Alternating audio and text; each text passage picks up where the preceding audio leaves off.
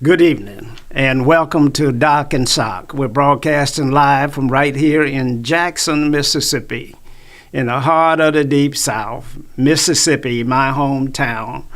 Our state has less than 3 million people in this entire state, and 40+% of those are African Americans. We have the highest number of African Americans of any state in the nation, and we're proud of that. We're proud of the rich history and the diversity that Mississippi has to offer.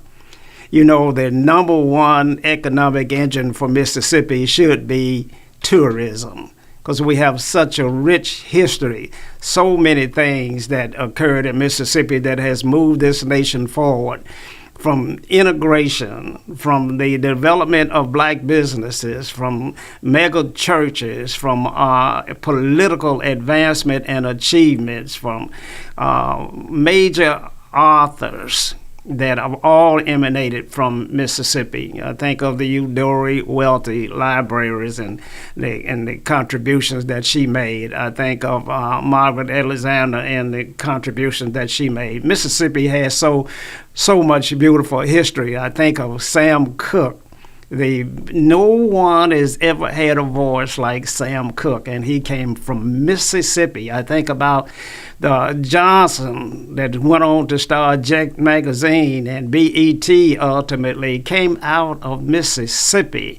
You know, we think about Elvis Presley, and he say he's the father of rock and roll, because Little Richard says that he was the father. So, we have to have a debate about that. But Elvis came out of Mississippi. When we sing songs about Billy Joe McAllister jumping off the Tallahatchie Bridge, that's Mississippi. Muddy Waters come out of Mississippi, and Robert Johnson came out of Mississippi. So much that we should be celebrating, that people ought to be flocking here from all over the world to get a grasp of the rich history and the diversity, and how we are now a model city where everybody is working, everybody is enjoying the highest standards of the quality of life possible.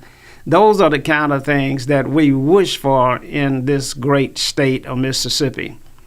God has blessed us with a beautiful climate. It's 65, 70 degrees here in the month of February. It's going to be 75 degrees next week in the month of February in Mississippi.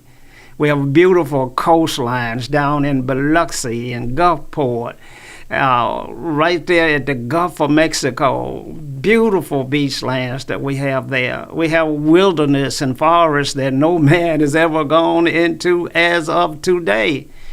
The mighty Pearl River flows down through our city. When I was in Oklahoma City several years ago, they had to pump water into Oklahoma in order to have entertainment and water in their downtown area. Not in Jackson. The Pearl River flows right down through our city, and yet there is no development on the banks of the Pearl River, because we have not gotten over the vestiges of slavery, and we still don't want to see if we can live together in harmony and in peace. Lake Hyco was the largest lake in the entire state of Mississippi, and right here in Jackson, and we had boats, and we had people skiing and people fishing right there at Watkins Drive and Northside Drive and Forest Avenue. But it was closed when we were forced to integrate, and we could not agree to go to a beach land together. The Sunday morning is the most segregated hour in the entire week, because we do not worship together as blacks and whites. And so we have a long way to go, but we have so much marvelous stuff we could build upon until we can crack through this thing and move off the bottom if we get effective leadership. That's a leadership with a vision. That's leadership that understands what it takes to build an economy. How do we take a state that is last and make it become competitive? How did they do that in the NBA draft and in the National Football League? What did they do? They said that we're going to take the very best players coming out of college and we're going to send them to the very worst team in the league. Think about that. We're going to take the very best player coming out of college and send them to the worst team in the league. Now, if the USA, if we would just emanate, if we would just understand that kind of visionary thinking and logic, then we would say we're going to send most of our resources, the largest amount of our resources, we're going to deploy into Mississippi. Because we're going to take the worst state and we're going to make it competitive. And every year we reinvest in Mississippi till we get to a point where she is as competitive as Connecticut. Every year. That can happen if we just get visionary leadership. Now, if you're watching us on Facebook, we want you to share this program with your friends and family. If you're watching us on YouTube, go on and subscribe to the program. If you're watching us on WeBelieveDigital.com, you see we're different. We're not a page. We are, in fact, a network. A network that's embarking upon bringing all of the black press together under one umbrella in this great state of Mississippi because we're all suffering the same. So we might as well be united because apart and separately, we don't get any of the advertising dollars and revenues and support that's required to build an economy and build a strong black middle class. You know, we have to have a strong black middle class when 40% of your population is African American. So if you're watching us there on WeBelieveDigital.com, hit the donate button and make a monthly contribution to this program and to this network and watch us prove that Mississippi can still rise. You know, the young lady that put out the song, Still I Rise. Regardless of what you put in front of me, still I rise. And that's what we have been doing in Mississippi forever. But won't y'all come help? Won't y'all lend a helping hand, especially those blacks and African Americans that have come out of Mississippi and gone on and have done wonderful things, are now at the retirement age, with the ability to invest and teach and grow. Won't you come home? Like on Sunday mornings, won't you come? Won't you come help us move Mississippi off of the bottom? Therefore, you move the largest populations of black folk off of the bottom. Won't you come? And so, you know, it's always good for me to have my co-host here. This is the Doc and Sock Show. And my co-host, Dr. Eldridge Henderson, is with us here tonight. He is a renowned orator, a person that's sought after all over this country. If you need a speaker for Black History programs, his Black History program and comments are a little bit different because he doesn't teach you about civil rights history. He teaches you about black history, and we're going to get into the difference between those two in tonight's program.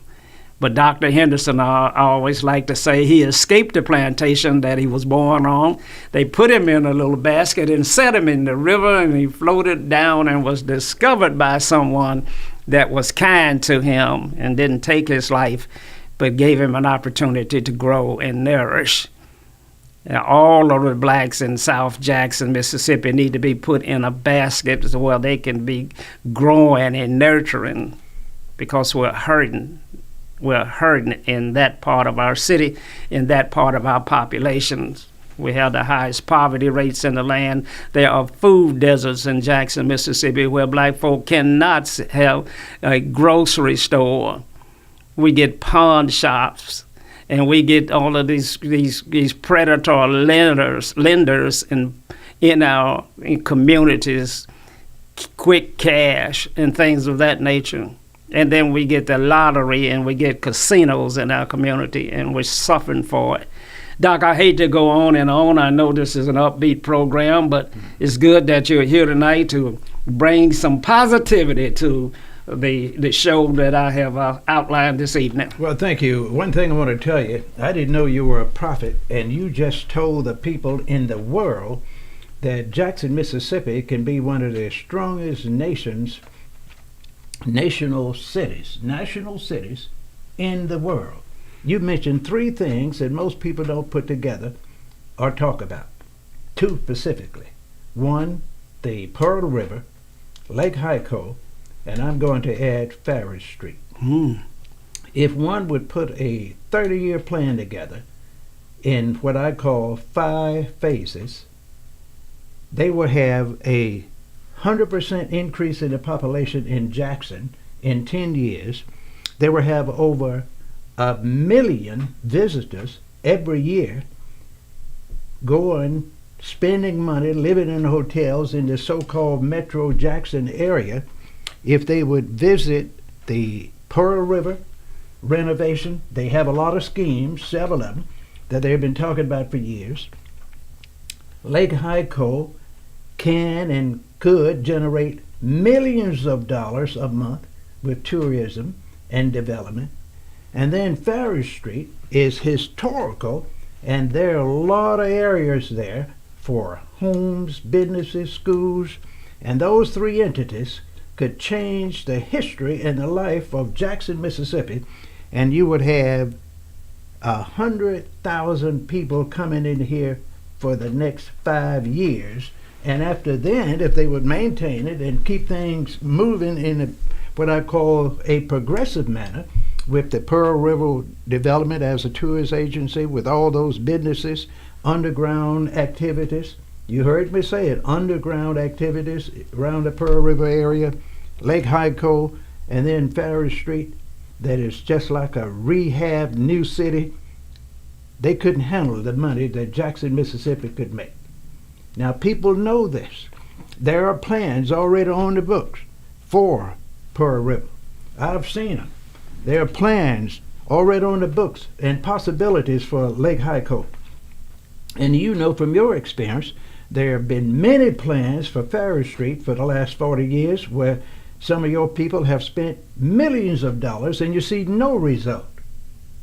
And all of these things been discussed and talked about for years, and someone is planning to do something about it. And I see that this is coming within the next 10 years because there will be so many changes developing until people then will feel comfortable that they will have the ability to control these three areas 100%. Well, Doc, we have Doris on the line with us. Doris has become a regular on the program now. I don't know where Doris is from. I don't know if she's one of the individuals that just loves Mississippi or she has roots in Mississippi, or I don't know. So, Doris, I want you to share with our viewers a little bit about yourself and then share with us your vision of what Mississippi could become.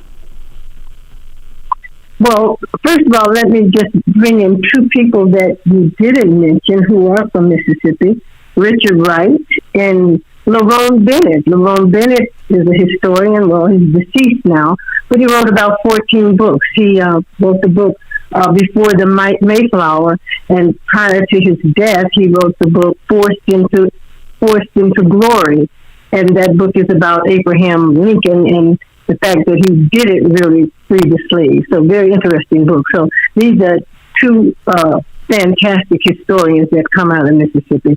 Lerone went to, graduated from Lanier High School and went on to Morehouse College, and he worked for Johnson Publishing Company for years before he retired. So I just wanted to bring up those two people. I am a native Jacksonian. I grew up in Jackson, Mississippi. I graduated from Sally Reynolds Elementary School, and it was Sally Reynolds. I graduated from Jim Hill High School, and I graduated from Toulouse College, and I got my master's from Jackson State. So Jackson is definitely home to me. I left there in 1975. First went to Wisconsin and then ended up in Chicago, but I have come home to 3 to 4 times a year ever since I left in 1975. So Jackson is very, very dear to my heart, very dear to me. And what happens in Jackson, or what takes place in Jackson, or what doesn't take place in Jackson affects me. So I am a Jacksonian. It is my home. It's in my heart. And I want to see there's the potential for that city to be the best model majority black city in this country. The potentials are there. The people are there. We have the knowledge to make it what it could become. But as you said, and as I always say, we've got to have a vision and we've got to have a plan. And I like the things that Doc has been talking about. And all of this is possible. We've just got to believe that it's possible. We've got to want to make it possible. So the people of Jackson and black people need to ask themselves the question, do you want to exist? And if you do, under what conditions do you want to exist? Do you just want to exist and be living a miserable life, or do you want a prosperous life? So that's up to individuals, and that's up to us as a people. But it's possible. And I want Jacksonians to understand and believe that it's possible. But you got to be willing to invest your time and your nickels and dimes, and we can make it happen. Doc, let's talk about the 2nd Congressional District a bit. It is one of the poorest districts in the entire nation, but yet it's the most fertile soil in the world. I mean, it's soil that rivals the soil on the banks of the Nile. Why is an area that's so rich in the soil so poor? Well, it's very simple. And many people don't like to talk about it and don't believe it, and they know it's true. You have too few people that control the majority of the land in that area, in that delta region.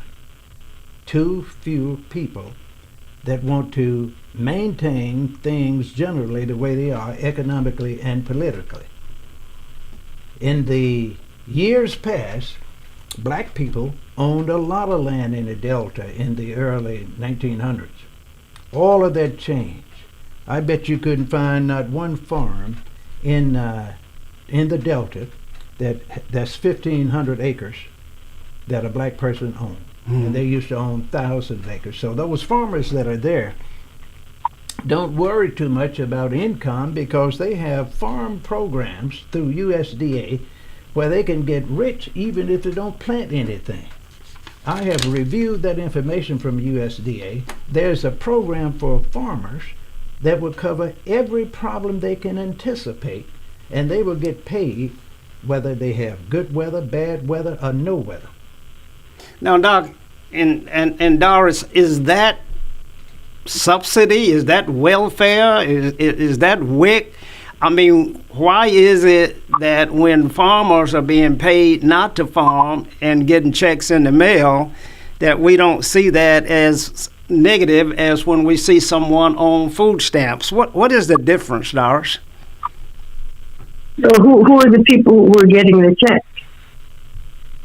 What race is the people who are getting the check? In the delta, they the rich farmers. Programs. The rich farmers. Through good and bad times. And that is a form of welfare. But we don't criticize those people. We don't come down on those people. Just like I talked a few weeks ago, we talked about the banks. When Obama, during the Obama administration, he bailed the banks out.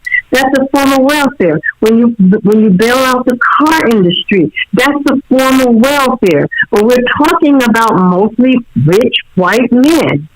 But when you talk about WIC, you think about black women with 4, 5, or 6 children, and we put them down. We don't put down the rich white men who are being subsidized every day. So that's why it's the way it is. Well, and that's what I say to people. You can go ahead. No, you go ahead. Go ahead. That's why I say to people, how can you be so hard on someone who's receiving welfare, who's on Section 8, but you're not hard on the rich person who's getting all this money. What they get in terms of money doesn't compare to what poor people get. There's no comparison. But that's just the way this country is set up. It's by design that you criticize those who need help the most, and you let those who don't need any help, you just let them off the hook. So we are contributed to that too, and that's why I'm always talking about the rich. These people didn't get rich just by themselves. They had help. And you know what I think about as we talk about this? I think about, let's look at what they've done up in Richmond, up in Madison County. Look at how they built those little towns. Those people didn't use their money to build those towns. They got help from the government, from the state, from local, and the national government. They got help. Well, I mean, I don't have a problem with people getting help, but don't come down on poor people when they need help, when they're trying to do something and build a business. Give them the same assistance. Well, let's talk about this for a little bit here. Now, I saw in the news recently where the Attorney General is actually suing the state auditor about the welfare money that was stolen, Dr. Henderson. Yeah, I understand that. Well, how can that be? It can be easily. If you had the power to make a decision and you're the Attorney General or the Governor or the Lieutenant Governor, you can do anything you want, irregardless of whether it's constitutional or not. It's all about the power and the ability you have to change the law, including issuing executive orders. Who cares about the law, the Constitution, when you had the power to change it within a few days? Doris, have you kept up with the welfare scandal in Mississippi, and especially, do you think that with Brett Favre? Absolutely, because I'm a great Packer fan. So yes, I've been keeping up with him. He should be in jail. And as Doc just said, they can do whatever they want to do. They don't care. They make the laws and they break the laws when it's advantageous for them. He says that he didn't know. He's a multi-millionaire. He's a liar, and we know it, and he knows it. He had, Phil Bryant, he was in office at the time. He knows some 2 or 3 other people have gone to jail. They've been indicted. So he knew where that money was coming from. But he's greedy. He's a multi-millionaire. He could have built that soccer place or whatever it was he built. He could have spent his own money. He had enough money to do it. But he's greedy, and he doesn't care. Well, he wanted to keep his money and use the taxpayers' money. We're going to talk about the solutions on how we are going to offer a plan, and we're going to offer a strategy on how to move Mississippi forward. And then we're going to go to a commercial break and come back, because Doc has handed me some information that I cannot grasp. He is saying that $138 million was given to the immigrants in Chicago. I cannot believe that. So right after this commercial, we're going to talk about how that happens and how that is remotely possible. Stay tuned. We'll be right back. Have you had your Earth Blend coffee today? At Earth Blend Coffee, we take pride in offering you the very best of beans across the world, blended and roasted to perfection, giving you superior quality and satisfying and flavorful taste. Experience the world in one cup with Earth Blend Coffee. To order, visit earthblendcoffee.co now.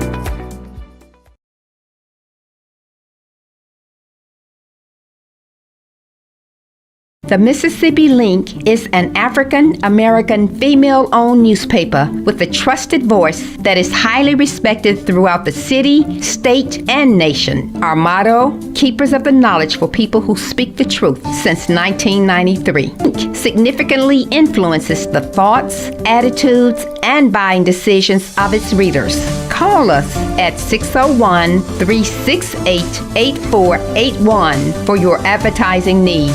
If you would like to receive a newspaper in the mail each week, our annual subscription is only $52 per year. That is only $1 per week for you to stay informed regarding many stories that you can only get in the Mississippi Link. Sign up today at themississippilink.com and click on Home Delivery.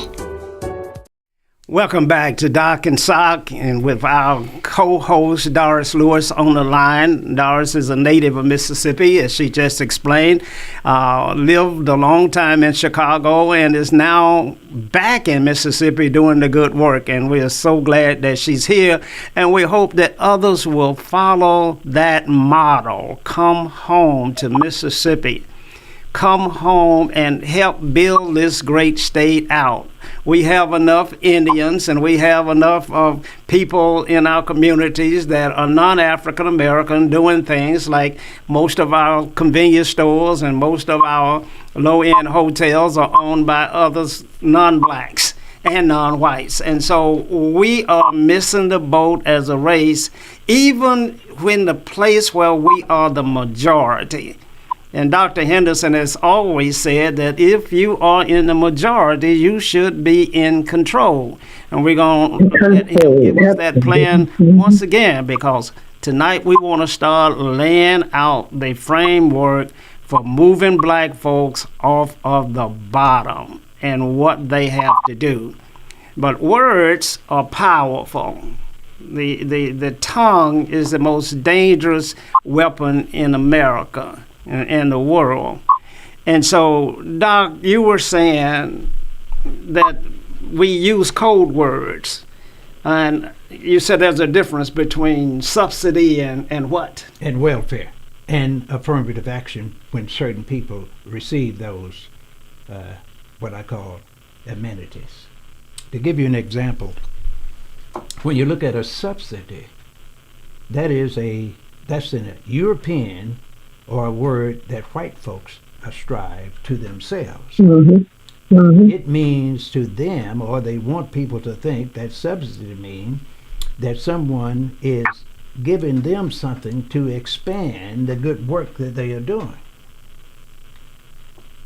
Welfare has a negative connotation. It means, in the minds of some, that someone is getting something they don't deserve.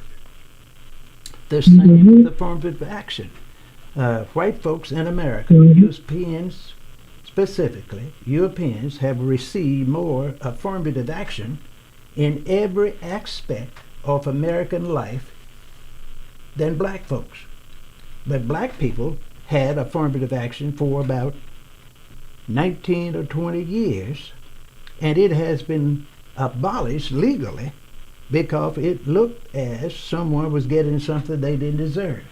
But still now, after affirmative action has been abolished, white Europeans, Americans, get more affirmative actions in businesses, colleges, universities, in churches, even in politics, than they ever got before, because they eliminated thousands and thousands of black folks.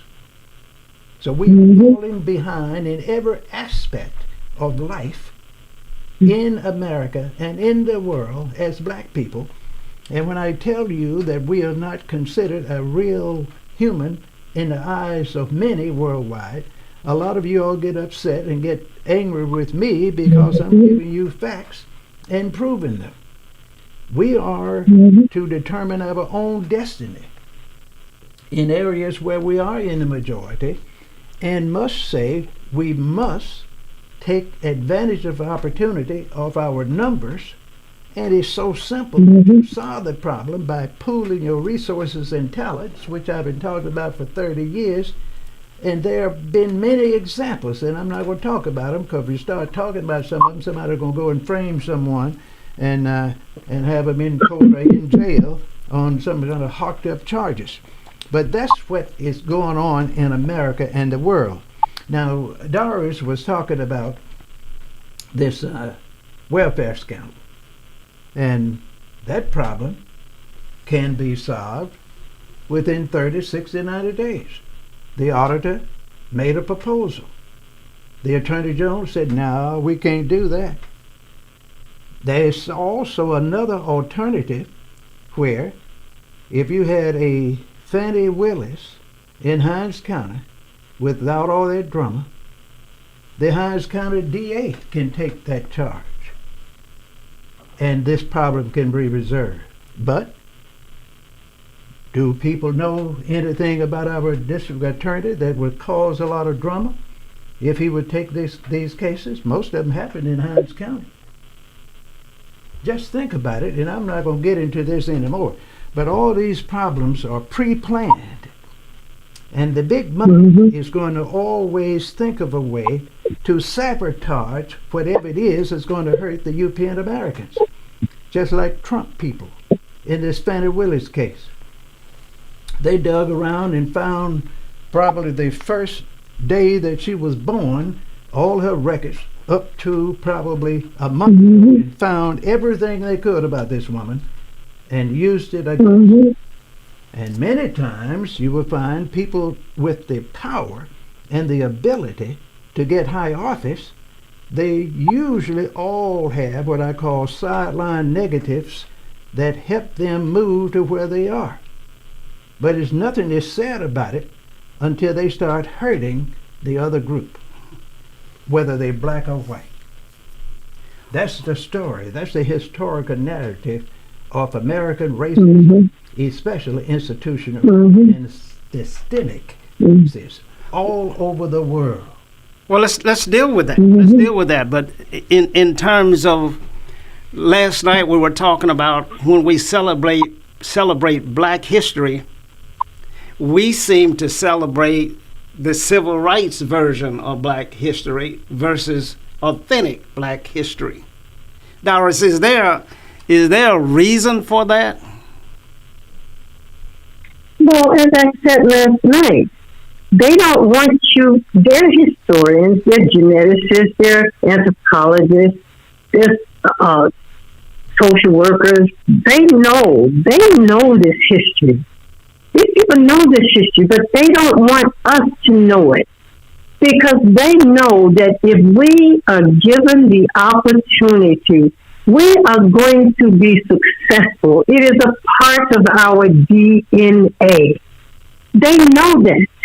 And that's why they go out of their way, and they've been doing it for over the last 500 years, to try to destroy us. But we are still here.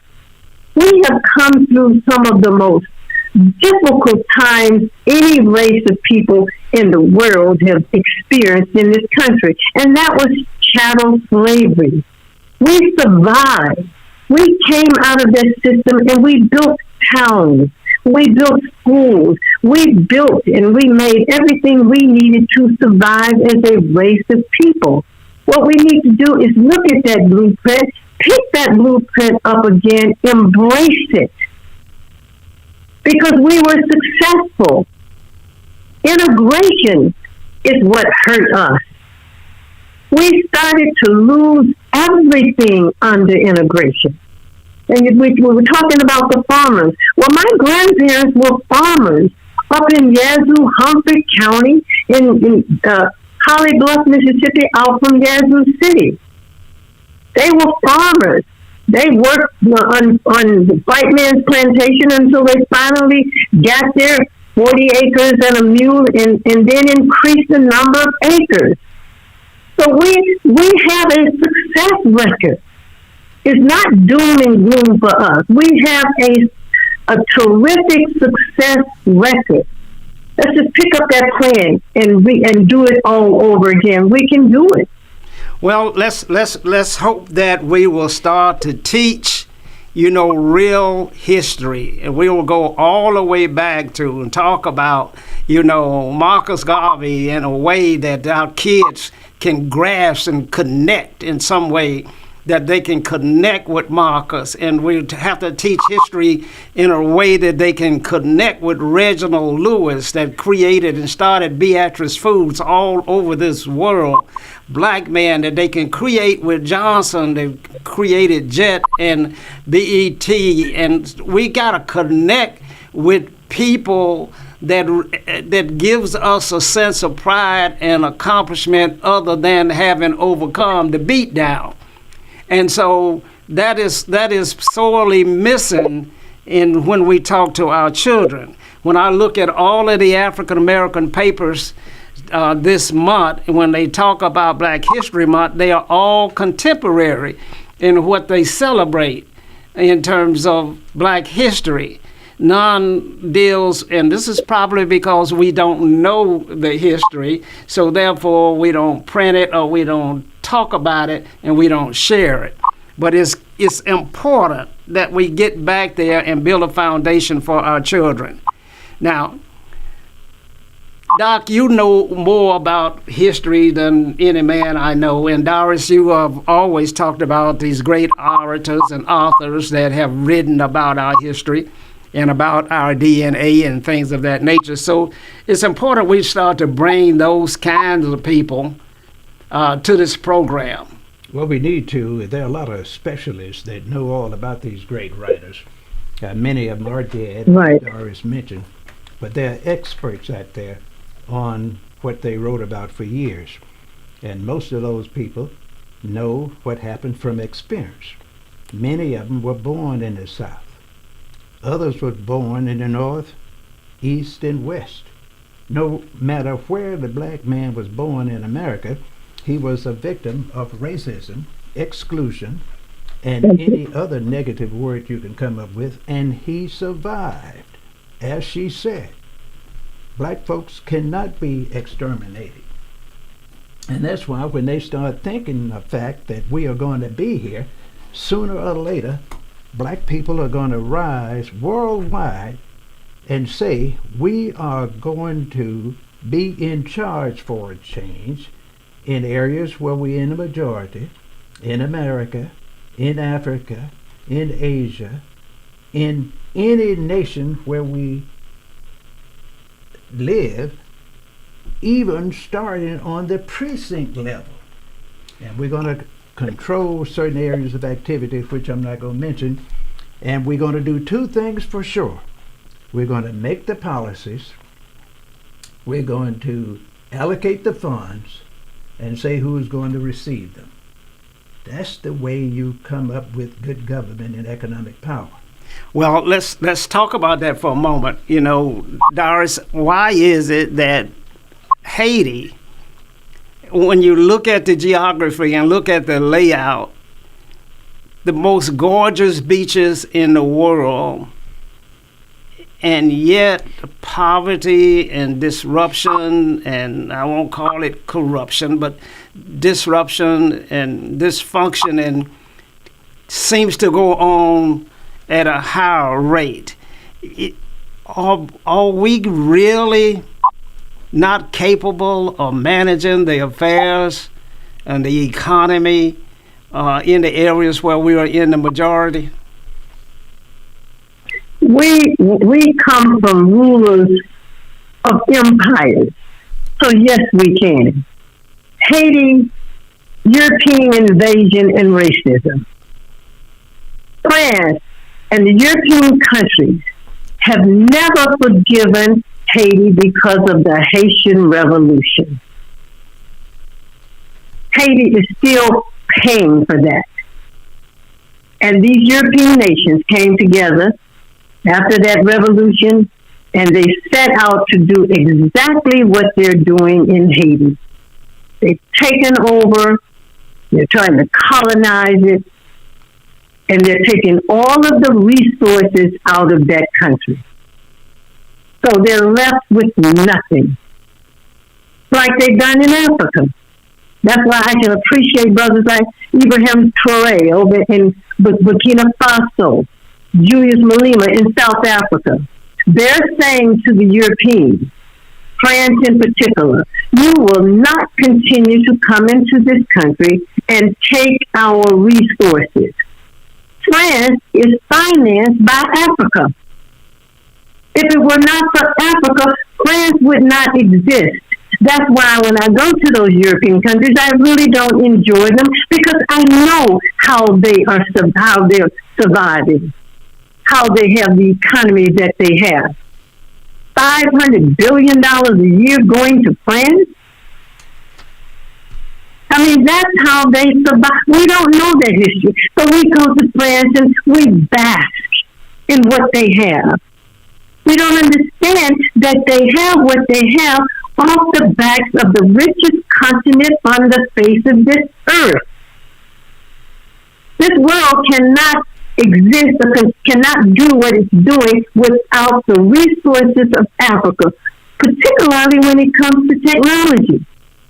China is in there now. China is not in Africa because they love African people. They need the technology. And so you got these corrupt Africans still selling off Africa now to the Chinese. They'll go in there and do a little something. Hold on a second, Doris. Now, she's using a word here that's normally not associated with Africa, and that's the word technology. I'm not sure that I'm be able to connect the dots there. I knew that Africa was, of course, the richest country in the world from a natural resource standpoint, but why and how is she using the word technology? Well, here? because she is 100% correct. See, Africa has the minerals and other resources that nothing but what I call the bridegroom of technology. They have all kinds of minerals that these Europeans need and use. They extract it from Africa, take it to their country, process it, and then sell the product back to Africa like the British used to do the Americans. And at the same time, since some of these Africans, as our guest just said, say we're going to take over, the Europeans have always had a policy, and this is why Haiti is not going to prosper anytime soon.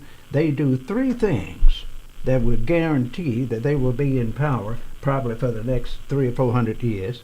They appoint, select, and protect the leader. Anytime you get a leader in Africa or Latin America or in the Middle East that's going to look out for the people's interests economically, they are going to have him assassinated, frame him for something, and take him to the world court.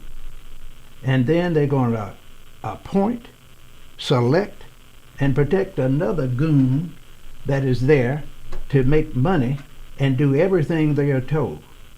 The people don't understand that they need to rise up when those kind of people get in office, put them under house arrest, don't send them to Europe and put them under house arrest, feed them by dropping food, clothing, and shelter out of a plane in their estate, and then selected their own people and just suffer a few years while they build their economy, because the Africans, the Haitians, and the others always live without the most advanced technology in the world. And they survived and prospered, and they can suffer a few years until they take over those engines of production. Wow. So, Doris, he is saying to me that it takes the minerals and the resources of Africa for you to advance technology in America. Am I getting that right? You got right. You got bauxite, you got uranium, you got coal, you got everything over there. They have all the minerals that we need in this world, especially to continue to advance this technology. And going back to Haiti, you had Papa Doc and Baby Doc. These were puppets that were put in place by the United States government. And they ruled for God knows how long. And all the people did was suffer. And then you had the elected Aristides. They didn't like the United States government, and I think Clinton was in office during that time. The United States government, when they elected Aristides, the people wanted Aristides. What did they do? They went into Haiti and removed Aristides overnight, took him to Africa.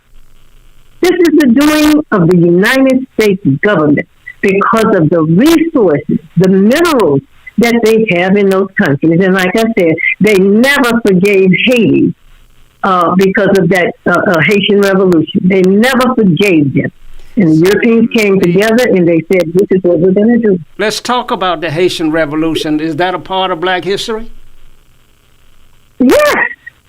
It's not on in the continent, this continent, but it's Black history, Black people. So, And if Toussaint Louverture had listened to Dessalines, he would. If Toussaint had listened to Dessalines, he wouldn't have ended up in France in a cellar someplace and died from pneumonia. They tricked him to come to France, and he went there, and that's what they did. so when we're talking about Black history, we have to expand this conversation and talk about Black history globally, because that's where I'm going to be able to get pride, and that's where I'm going to get self-esteem from, knowing that I'm affiliated and related to greatness. I cannot, and Doc, you said the other night, I cannot celebrate the fact that I was being beat down and that I had to overcome being less than a man. And so it's important that we get into Haiti and that we get into Brazil and we get into the U.S. and we get into the continent of Africa and talk about what's really going on there and how we are tied to it. Well, the simple solution to that is that the black man is going to have to originate these new ideas and encourage people to look at real black history starting from ancient times. The Europeans support black history starting from slavery to up to civil rights. That's all. You have told us directly and indirectly, you Negroes, you blacks, are not going to talk about anything that you have done during the ancient time. You're going to start with slavery and civil rights, and that's what we're going to support. And we are going to select the topics that's going to be put in this taxpayers private industry that we call a museum. And there's nothing going to be in there that's controversial that will show specifically that black folks made a real contribution. Everything must show that we were inferior and that we were integrationists, and that's the way it has to be, because we were in control in both areas. Doris, tell me a little bit more about the revolution in Haiti. This is the Napoleon, I suppose. We learn about Napoleon. They didn't teach me much about Haiti, and of course you're talking about Doc. I'm not familiar with those characters. They didn't tell us that they defeated Napoleon. They didn't tell us that. They did not want to know that you had black men of that stature, military black men. They didn't want us to know all that. They wanted us to, as Doc just said, our history started with slavery and the civil rights movement, and that's it. That's all we know. I am a teacher also. I taught black history. And I know the impact that teaching our children black history, I saw the impact that it had on those children. The self-esteem, the self-worth, the valuing themselves. I saw the impact that it had. But I also blame black teachers for not going that extra mile. In the state of Illinois, it is required by law that you teach black history. But black principals in those schools didn't promote it. Black teachers in those schools didn't do what they were supposed to do. So we failed in that instance. But when a person knows about the contributions that his people or her people have made to the world, they cannot help but feel good. That they tell these white children all these lies. That's why they're walking around with this arrogance that they have. They think they've done something, when in fact they really haven't done anything, because everything that they've learned, they've stolen it from us. So we have to tell the children the truth. Let's get inside of this other great book in black history. I don't know of any black books in the Bible. I don't know of anybody in the Bible that shows that black people were relevant and important and did great things. You are Minister, Doc, you Because theology. many of the ministers don't know it, and those who do know it, they don't teach it. She's right. But is it there? That's all with Moses. Moses was black. His mother was an Ethiopian. And Jesus. And they said you have one drop of black blood, you're black. Well, So Moses I don't was black. know His mother was Ethiopian. That is something that we ought to subscribe to. But go ahead, Doc. But look at the characteristics. Well, I mean, I'm just using that as I mean, that's what that. Hold up a minute, Doris. Hold up. I was just saying, Doris, that if you want to know who the people really were, if you read the Bible, all you have to do is look at several things: the characteristics of the people, their involvement they were in, and what they actually look like through the descriptions that you can pick up from the verses and the history during that period. All you have to do is look at what they say in the Bible, go to the history books, and look at who the people were that were actually ruling the states and the cities. Most of them were city-states during that time, but those people were not Europeans during the early years. They were definitely people of color, specifically black, until the Asians and Muslims and the Europeans moved into those areas in the early 1400s and thereafter. Blacks were ruling everything. They were fighting among themselves for territory. But they allowed the Muslims and others to get a little territory. And then the Europeans came in after the Muslim whipped those Africans real good, and then they took over from the Muslim and told them they were inferior, and they then ended up running Africa, ruling Africa, dictating to Africa, just as they have done in other countries of the world. And now the Chinese and the Russians are doing the same thing. And when you talk about Napoleon, he was another Putin.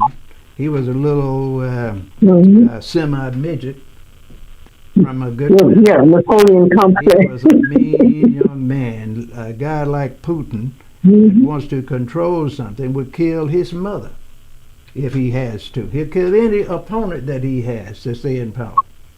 And when Napoleon got over there in Haiti, he was just like some of the Americans and others say, this war is going to end in 30 days. That's what they said about the Civil War. Oh, this ain't going to last no time. World War I, World War II, the Vietnamese War. They're not going to last long. And they never won any of those wars that I just mentioned. And Putin going to lose eventually, and he could lose in 30 days if the United Nations will carry out their mandate and say we are going to protect our members, even though Putin is his country is one of the major people that vote for that. But you have to isolate the people that's causing more trouble in the world and take action on them and do what is necessary and what you can get away with.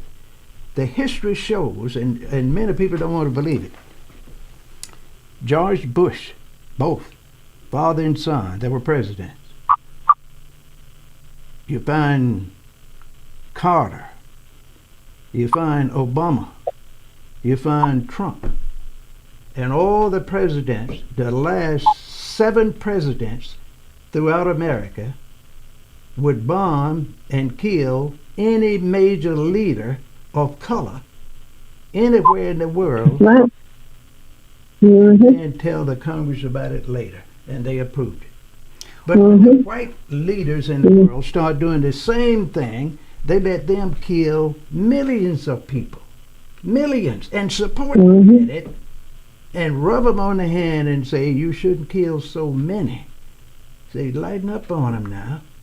Don't starve them to death. Don't let them freeze to death. Don't let them suffer. Give them a little medicine. And then the others say, well, we're not going to do any of that. Matter of fact, we're going to show you we're in charge. We're going to go and bomb the hospital. We're going to poison the people. We're going to put this mustard gas on them. They did that in the Middle East. And their allies learned to hate the Europeans and Americans because of that. Wow. And one day they're going to take over again in those areas. and the whole world is going to suffer. Wow, we're out of time. We want to move quickly on our last subject briefly. I cannot get to the subsidy that's being provided to the immigrants in Chicago, 138 million. You're telling me that they have state-funded short-term rental assistance program, protective status, health care services, case management, enrollment for public schools, limited shelter, low-income energy assistance, child care and development funds, adoption assistance, foster care support, CHIP and TANF funds, children's health insurance, and Medicaid. You want me to believe that immigrants are getting all those benefits in Chicago. And more. Now the thing is, Yes, sir. and people Yes, don't sir. want to believe this, and don't want to hear it. If American poor people, black and white, declare themselves immigrants, they'll get more then than they are now. For instance, you've mentioned it.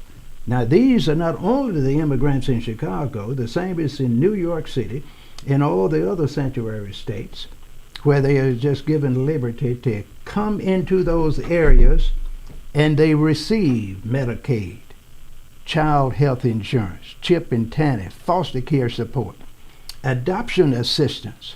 They have a child care development fund. They have low-income energy assistance. They have limited temporary shelter. They have enrollment support for public schools. Then they have case management for state benefits and legal services. And you can't hardly find a lawyer in this country unless you are rich. And then they have temporary protective status for health care services. And they are dying in America by the thousand because of the fact they don't have adequate insurance. And then they have something that they deny in most states. They have short-term rental assistance that they can get within a few weeks after getting here. And the American people get on a list and wait 5, 6, and 7 years before they can get this short-term assistance. They used to call it Section 8. They did call it one time housing in the projects, which were hard to get into, on and on and on, but these immigrants can get it within a few days. Get off the bus with your suitcase, and they're going to put you close to it. He is absolutely right. And give you what they have set up for black folks. Wow. That blacks don't own, and that's why you find that black people getting upset. They don't own the hood. They don't own their so-called neighborhoods. And the people that own them get big contracts from the city and the state and the federal government to rehab those houses and apartments and hotels and take those areas from black folks. Wow. Doris, you're from Chicago, spent a lot of time there. Are blacks in Chicago protesting in any way? They're fighting back, not as much as they should, but they have spent over $1 billion, for these illegal economic immigrants. Everything that Doc just said, it is happening. The healthcare system is overwhelmed. The hospitals are flooded because a lot of these people are coming here. Their children, they're sick. You go to Northwestern Hospital, which is the hospital I go to. My doctor's on staff there. You wait 15 and 20 hours now if you go to the emergency room because of this immigration situation. Everything he just said is true.